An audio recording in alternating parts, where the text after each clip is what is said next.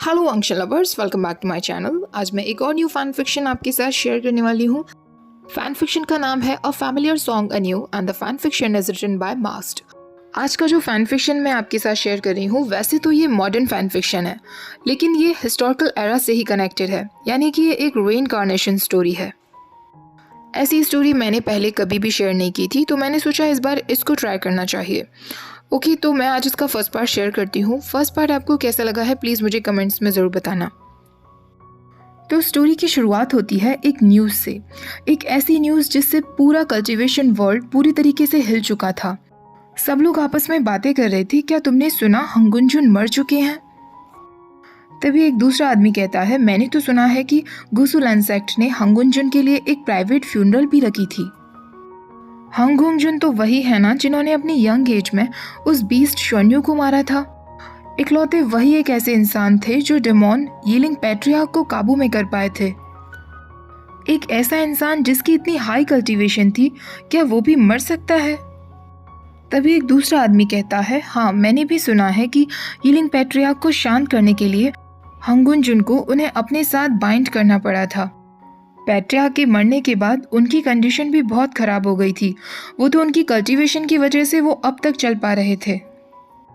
तभी एक तीसरा आदमी कहता है, तुम्हारे कहने का मतलब है कि उन दोनों के बीच जो रिश्ते की बात थी वो सब झूठ थी, कि वो दोनों रिलेशनशिप में हैं? तो वो उसे जवाब देते हुए कहता है, जाहिर सी बात है ये सब झूठ ही होगा। हंगुंजुन जैसे इंसान ऐसे ईवल के साथ कल्टीवेशन पार्टनर क्यों बनेंगे? और सिर्फ इतनी सी ही बात नहीं है, मैंने तो ये भी सुना है कि यीलिंग पैट्रियार्क ने मरने से पहले सालों पहले हंगुंजुन को एक श्राप दिया था। उन्होंने कहा था कि वो हंगुंजुन को ढूंढते हुए उनके अगले जन्म में भी पहुंच जाएंगे, वो उनसे बदला जरूर लेंगे। तभी एक चौथा आदमी कहता है, यीलिंग पैट्रियार्क ने इतने ईविल क्राइम्स किए हैं, क्या कभी भी उसे दूसरा जन्म मिलेगा? पहला आदमी उसे जवाब देते हुए कहता है, वो यीलिंग पैट्रियार्क है, वो कुछ भी कर सकता है। अब हम मॉडर्न वर्ल्ड में आ जाते हैं, जहां वांगजी कोशिश कर रहा था अपने लेजी हस्बैंड को बेड से उठाने की। वांगजी बार बार उससे दूर होने की कोशिश करता, लेकिन उसका हस्बैंड और भी ज्यादा टाइटली उसे पकड़ लेता। वो वांगजी के बालों में हाथ फिराने लगता है और मौका मिलते ही उसे मॉर्निंग किस कर लेता है। वांगजी फिर उससे कहता है, अब उठने का समय हो गया है, लेकिन उसका हस्बैंड कहाँ उठने वाला था। वो उसके फेस पर हर जगह किस करते हुए कहता है, मैं उठ जाऊंगा, इतनी भी क्या जल्दी है। अब वांगजी हार मान चुका था। वो अपने हस्बैंड को फोरहेड पे किस करते हुए वहां से जाने ही वाला था कि तभी उसका हस्बैंड उसका हाथ पकड़ लेता है। वांगजी उससे कहता है, अब क्या हुआ? तो उसका हस्बैंड कहता है, मुझे फिर से किस करो। वांगजी फिर से उसे किस करने ही वाला था कि तभी अचानक उसकी आंखें खुल जाती हैं। वांगजी अपने रूम में अकेला था। उसके रूम की दीवारें कंक्रीट की बनी हुई थी, जबकि उसके सपने में वो दीवारें वुड की बनी हुई थी। वो सोचने लगता है, ये कैसा सपना था और मेरा हस्बैंड वो कौन था? किचन से कुछ आवाजें आ रही थी, तो वांगजी को पता चल गया था कि उसके ब्रदर उठ चुके हैं। वांगजी तुरंत जाकर उन्हें ज्वाइन करता है। शिचैन उसके लिए ब्रेकफास्ट सर्व करते हुए कहता है, तुम कुछ परेशान लग रहे हो वांगजी, क्या तुम कुछ कहना चाहते हो? वांगजी उससे कहता है, कुछ नहीं ब्रदर, बस आज मैंने कुछ अजीब सा सपना देखा। शिचैन उससे सपने के बारे में पूछने की कोशिश करता है, लेकिन वांगजी को नहीं पता था कि वो ये सब कैसे अपने ब्रदर को एक्सप्लेन कर पाएगा, इसलिए वो ज्यादा कुछ नहीं कहता। लेकिन उस सपने की वजह से वांगजी को बार बार ऐसा लग रहा था कि कुछ तो मिसिंग है उसकी लाइफ में। वांगजी अपने ब्रदर के साथ ब्रेकफास्ट करता है, उसके बाद शिचैन वहां से चला जाता है। शिचैन वीकेंड पर सिर्फ अपने भाई को मिलने के लिए आया था। वैसे तो वो दोनों सेम सिटी में रहते हैं, लेकिन उनके घर अलग अलग हैं। शिचैन का जब भी मन करता है तो वो अपने भाई से मिलने के लिए आ जाता है। शिचैन के जाने के बाद वांगजी अपने अपार्टमेंट में बिल्कुल अकेला खड़ा था।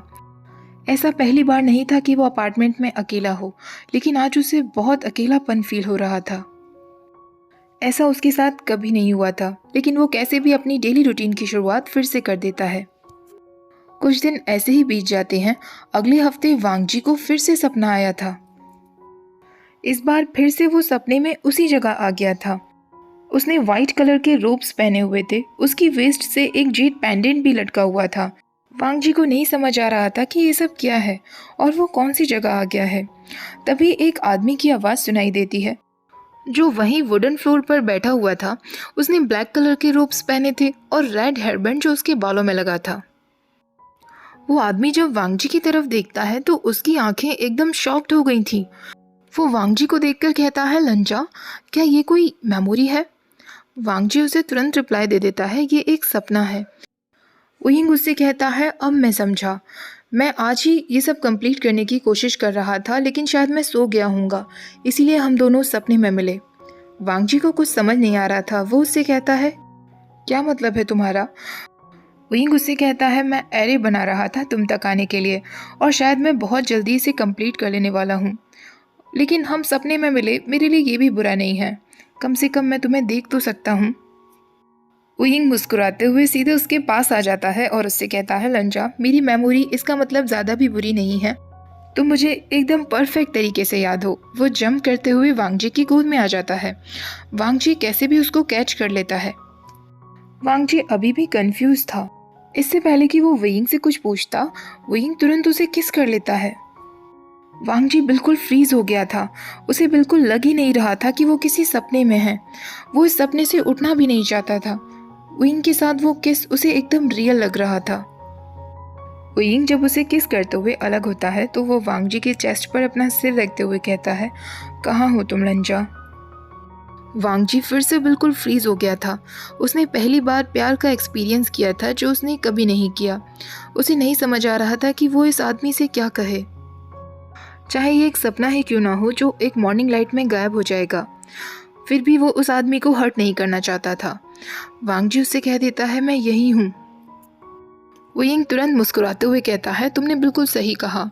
तुम अभी मेरे पास ही हो। मुझे अपना समय बर्बाद नहीं करना चाहिए और वो सब कुछ करना चाहिए जो मैं करना चाहता हूँ, चाहे ये एक सपना ही क्यों ना हो।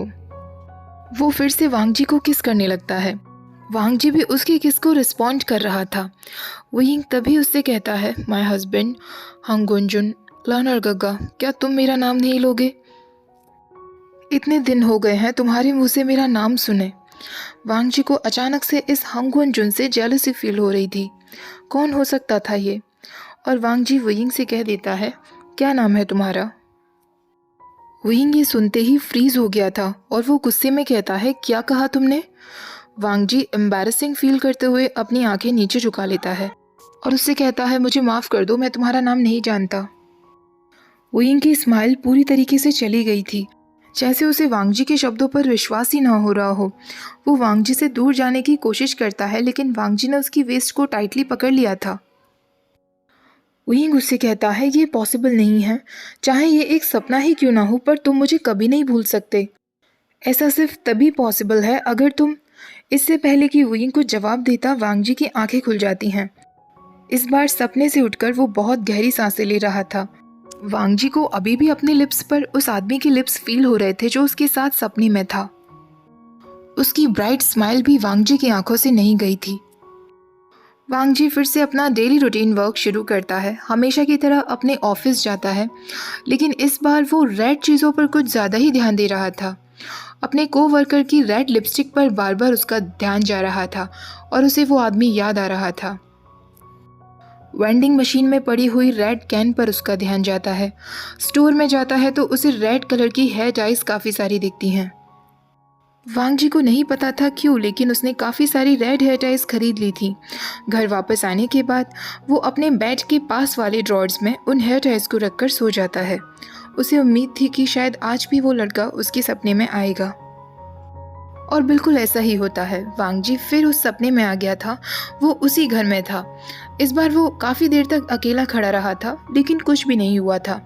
वांगजी सोचता है कि शायद ये सपना ऐसे ही खत्म हो जाएगा, लेकिन तभी पीछे से किसी लड़के की आवाज़ आती है। वांगजी मुड़कर देखता है तो वो वही इंसान था, लेकिन इस बार वो रेगुलर कपड़ों में था। उसने कंफर्टेबल ग्रे कलर के स्वेट पैंट्स पहने हुए थे और ब्लैक टी शर्ट पहनी हुई थी। उसके बाल भी पहले से छोटे हो गए थे, हालांकि पोनीटेल उसने अभी भी बनाई हुई थी, और अभी भी उसने रेड कलर का हेयर बैंड पहना हुआ था। वो एक दूसरे को काफी लंबे समय तक घूरते हैं। वांगजी की आंखें उस लड़के के लिप्स की तरफ जाती हैं जिन्हें लास्ट टाइम उसने किस किया था। वो लड़का जो कि वुयिंग ही था, वो पहले से उसे हाय बोलता है। वांग जी भी उसके हेलो का जवाब देता है। वुयिंग उससे कहता है, क्या तुम्हें मैं याद हूँ? वांग जी उससे कहता है, हाँ हम पहले मिल चुके हैं। वुयिंग कहता है, कब मिले थे? वांग जी उससे कहता है, लास्ट नाइट ही तो मिले थे। वुयिंग उससे कहता है, हाँ तुमने सही कहा, हम लास्ट नाइट ही तो मिले थे। तुम्हारा नाम लंजा है ना? वांग जी सोच रहा था कि सपने भी कितने अजीब होते हैं। एक सपना था जिसमें वो दोनों हस्बैंड्स थे और आज वो बिल्कुल स्ट्रेंजर की तरह बिहेव कर रहा है। वांग जी उससे हाँ कर देता है तो वुयिंग कहता है, ये बहुत अच्छा नाम है, बहुत ही प्रिटी नेम, तुम्हारे जैसे प्रिटी इंसान पर बिल्कुल सूट करता है। अब वांग जी उससे पूछता है, तुम्हारा नाम क्या है? वुयिंग उससे कहता है, तो तुम मेरा नाम जानना चाहते हो, जबकि मैं तुम्हारे सपने का ही एक हिस्सा हूँ फिर भी? वांग जी कहता है, हाँ। वुयिंग उससे कहता है, तुम बहुत काइंड हो। लेकिन वो अभी भी उसे अपना नाम नहीं बताता, बल्कि उसे काफ़ी सारे क्वेश्चन पूछ लेता है। वुयिंग उससे कहता है, लंजा फाइनली तुमसे मिलकर मैं बहुत खुश हूँ। तुम्हारी एज क्या है? शायद हम दोनों अभी सेम एज के हैं। तुम्हारे बाल अभी शॉर्ट हैं पर ये तुम पर सूट कर रहे हैं, और तुम कितने लंबे भी हो। तुम बहुत प्रिटी हो। क्या तुम्हारे कोई भाई बहन है या कोई पेट्स? प्लीज़ मुझसे ये मत कहना कि तुम्हारा कोई डॉग है। क्या तुम कोई जॉब करते हो? तुम्हारी हॉबीज़ क्या हैं और तुम फ्री टाइम में क्या करते हो? वांग जी इतने सारे क्वेश्चंस में से सिर्फ एक क्वेश्चन का जवाब दे पाता है, मेरे पास कोई डॉग नहीं है। ये सुनकर वुयिंग उसका हाथ पकड़ते हुए कहता है, तुम सच में बेस्ट हो लंजा। क्या मैंने तुमसे कभी कहा कि मैं तुम्हें? इससे पहले कि वुयिंग कुछ कह पाता, वांग जी फिर से सपने से उठ जाता है। वांग जी को इस बार उठकर बहुत गुस्सा आ रहा था, क्योंकि उसका नॉर्मल वेकिंग आवर नहीं था। वो फिर से सोने की कोशिश करता है कि शायद फिर से उसी सपने को वो कंटिन्यू कर सके। अब वांग जी फिर से अपने ऑफिस में था। उनकी कोई प्रेजेंटेशन चल रही थी, लेकिन वांग जी का कोई ध्यान नहीं था। लियो चियोंग नाम की वांग जी की एक कोवर्कर उससे कहती है, मुझे पता है कि इन प्रोजेक्ट्स को मैनेज करने में तुम्हें बहुत प्रॉब्लम आ रही होगी। आजकल तुम बहुत ज़्यादा टायर्ड भी दिखते हो। लियो चियांग उसे एक टी का नाम बताती है और उससे कहती है, इसे पीने पर सोने में आसानी होती है। उस रात वांग जी फिर से सपने में था, लेकिन इस बार वो किसी फील्ड में खड़ा था। वांग जी के आसपास कोई नहीं था, लेकिन एक बार फिर वो इधर उधर चेक करता है तो वही आदमी फील्ड पर लेटा हुआ था। इस बार वो दोनों उन्हीं सेम कपड़ों में थे जो लास्ट टाइम उन्होंने पहन रखे थे। वुयिंग उससे कहता है, लंजा लास्ट टाइम तुम इतनी जल्दी चले गए थे, हम ठीक से बात भी नहीं कर पाए। वांग जी उसी के पास आकर बैठ गया था। वांग जी उसकी बात पर हाँ बोल देता है। वुयिंग के हाथ में एक फ्लावर था जो वो तुरंत वांग जी के कान के पीछे लगा देता है और वो मुस्कुराते हुए कहता है, मुझे पता था लंजा, फ्लावर्स तुम्हें बहुत सूट करेंगे। ऐसा कहकर वुयिंग हंसने लगता है। वांग जी उससे कहता है, मजाक मत करो। वुयिंग गहरी सांस लेते हुए कहता है, काश तुम भी खुद को मेरी नज़र से देख सकते लंजा। यहाँ पर मैं तुम्हें कुछ भी दे सकता हूँ जो भी तुम्हें चाहिए, क्योंकि ये एक ड्रीम है ना। बताओ लंजा, तुम्हें क्या चाहिए, मैं अभी तुम्हें ला कर देता हूँ। वांग जी एकदम से बहुत शाय फील करने लगा था, क्योंकि ये बात सच थी कि सपने में ही सही, लेकिन इस इंसान के लिए वांग जी को अट्रैक्शन होने लगा था। वुयिंग फिर से उसके नज़दीक जाता है, उसके हाथ पर अपना हाथ रखते हुए कहता है, जल्दी बताओ लंजा, मैं तुम्हें टीज नहीं करूँगा। गगा को बताओ तुम्हें क्या चाहिए, शर्माओ मत। वांग जी के चीक्स और भी ज़्यादा पिंक हो गए थे। वो इस वक्त वुयिंग को किस करना चाहता था, लेकिन वो नहीं कह पा रहा था। तभी अचानक से उसका ड्रीम डार्क होने लगा था, सब कुछ ब्लर होने लगा था। वांग जी वुयिंग से पूछता है, ये क्या हो रहा है? वुयिंग उससे कहता है, तुम जगने वाले हो। वांग जी उसका हाथ पकड़ लेता है और उससे कहता है, क्या तुम वापस आओगे? वुयिंग स्माइल करते हुए कहता है, क्या तुम चाहते हो कि मैं वापस आऊं? वांग जी तुरंत हाँ कर देता है, हाँ मैं चाहता हूँ। वुयिंग की स्माइल और भी ज़्यादा ब्राइट हो जाती है। वुयिंग उससे कहता है, फिर मैं कौन होता हूँ अपने लंजा को मना करने वाला? मैं रोज़ आऊँगा जब तक तुम चाहोगे। वांग जी सपने से उठ जाता है। इस बार वो बहुत खुश था। उसके दिमाग में सिर्फ एक शब्द चल रहा था, जिस तरह वुयिंग ने उससे कहा था, माय लंजा। अगले दिन वांग जी अपने लिए डिनर बनाते वक्त अपने ब्रदर से फ़ोन पर बातें कर रहा था। वो उनसे पूछता है, ब्रदर क्या आपको कभी ऐसे इंसान को लेकर सपने आए हैं जिससे आप कभी नहीं मिले हैं? शिचैन उससे कहता है, हाँ ऐसा हो सकता है। वांग जी कहता है, लेकिन ये इम्पॉसिबल है, हमारा ब्रेन कैसे किसी का चेहरा अपने आप ही बना सकता है? शिचैन कहता है, हो सकता है उस इंसान को कहीं ना कहीं हमने देखा हो। और वो पूछता है, वांग जी अचानक से तुम्हें सपनों में इतना इंटरेस्ट क्यों आ रहा है? वो शिचान को नहीं बता पाता कि एक इंसान है जिसका सपना हर रात वो देख रहा है, लेकिन जैसे ही वो सुबह उठता है वो भूल जाता है कि वो इंसान कैसा दिखता था। वांग जी शिचान से कहता है, कुछ नहीं ब्रदर, मैं बस क्यूरियस था। उस रात वांग जी जब वयिंग के साथ सपने में था, वयिंग उससे कहता है, लंजा तुम्हारी लाइफ कितनी नॉर्मल है। इस बार वो सपने में वांग जी के डाइनिंग एरिया में थे। डाइनिंग टेबल पर एक दूसरे के आमने सामने बैठे हुए थे। वयिंग फिर उससे कहता है, तुम्हारी फैमिली गुड हेल्थ में है, तुम्हारे पास एक जॉब है, तुम्हारे अच्छे कोवर्कर्स हैं, तुम्हारी एक बहुत ही बोरिंग सी लेकिन नॉर्मल लाइफ है। मुझे खुशी है कि तुम एक नॉर्मल लाइफ जी रहे हो लंजा। बस एक और बात है जो मैं तुमसे पूछना चाहता था, मैं ये जानने के लिए बहुत क्यूरियस था। वांग जी उससे कहता है, क्या बात है? वयिंग उससे पूछता है, तुमने मुझे कभी नहीं बताया कि क्या तुम किसी को डेट कर रहे हो? वांग जी उसे घूरता रहता है। वयिंग हंसते हुए कहता है, क्या तुम किसी को पसंद करते हो? अगर करते हो तो प्लीज़ मुझे बताओ। वांग जी तुरंत उसे मना कर देता है। उस वक्त वो वयिंग को किस करना चाहता था, लेकिन तभी वयिंग उससे कहता है, मैं कभी भी इस तरह तुम्हारे सपनों में नहीं आना चाहता था लंजा। आजकल तुम मेरी वजह से बहुत टायर्ड रहने लगे हो ना। वांग जी को इस बात पर बहुत बुरा लगता है और वो फिर वयिंग को घूर कर देखता है। वयिंग उससे कहता है, नाराज़ मत हो गागा, मुझे सच में बहुत डर लगता है जब तुम इस तरह मुझसे नाराज़ हो जाते हो। वयिंग वांग जी की आईब्रोज के बीच में अपनी फिंगर्स फहराता है जैसे वो उसकी फोरहेड की लाइंस को हटा रहा हो। वो उससे मुस्कुराते हुए कहता है, जब तुम नाराज़ हो जाते हो तो तुम्हारे हैंडसम फेस पर ये लाइंस आ जाती हैं। वांग जी उससे कहता है, मैं नाराज़ नहीं हूँ।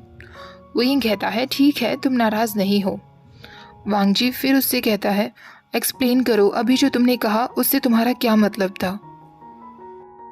वयिंग उससे कहता है, लंजा तुम आजकल बहुत ज़्यादा टायर्ड रहने लगे हो ना। ऑफिस में अपने वर्क पर भी ध्यान नहीं दे पा रहे हो और तुम्हारी एनर्जी भी बहुत लो रहती है। सोते वक्त तुम्हें पूरी तरीके से रेस्ट करना चाहिए, लेकिन तुम यहाँ मेरे साथ होते हो और मुझसे बातें करते हो। मुझे लगता है कि मुझे अब अपनी विजिट्स को ख़त्म कर देना चाहिए। वांग जी उससे कहता है, नहीं, मैंने ही तुमसे कहा था मेरे पास आने के लिए। वयिंग उससे कहता है, लंचा तुम नहीं जानते कि ये सब का कॉन्सिक्वेंसेस क्या होगा। वांग जी को ये सब की कोई परवाह नहीं थी। वो बस उस इंसान को टाइटली पकड़कर कभी भी खुद से दूर नहीं जाने देना चाहता था। तभी वयिंग उससे कहता है, लंचा मेरी बात सुनो, इस तरीके से तो मैं तुम्हें रुइन कर रहा हूँ। प्लीज़ सरप्राइज मत हो जाना, लेकिन अब मेरे लिए अच्छा होगा कि मैं। इससे पहले कि वयिंग कुछ कहता, वांग जी कहता है, बिल्कुल नहीं। वयिंग उससे कहता है, लंचा तुम्हें पता भी नहीं है कि मैं क्या कहने वाला था। वांग जी उससे कहता है, प्लीज़ मुझे छोड़कर मत जाओ। वयिंग उसके नज़दीक जाकर कहता है, लंजा ये सब जो अभी तुमने कहा, क्या तुम सच में ऐसा चाहते हो?